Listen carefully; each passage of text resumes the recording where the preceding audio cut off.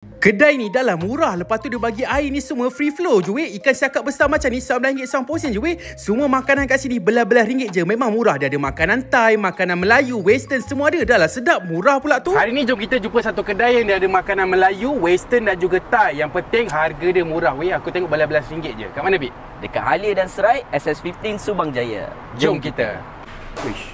Murah-murah ke harga dia? Murah, ada nasi lemak, Belah-belah je. Western semua ada. Kedai cantik macam ni. Ada air free flow.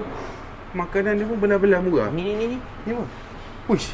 Siakap seko. Siakap RM11. Nak order ni tak? Order. Ni wajib. Aku nak ambil yang 3 rasa Thai weh. Ala 3 Thai. rasa. Okey. Boleh? Langsung.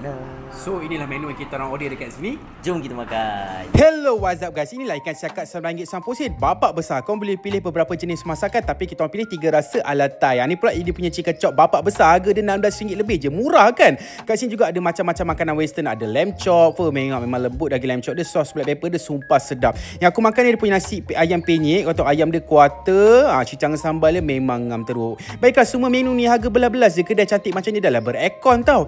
Yang Syafiq makan pula dia punya nasi lemak basmati daging weh. Ada macam-macam nasi lemak ayam, daging, macam-macam lauk lah, ikan semua ada. Yang ni pula makanan Thai. Syafiq makan ni kerabu Maggi special dia. Memang sedap doh weh.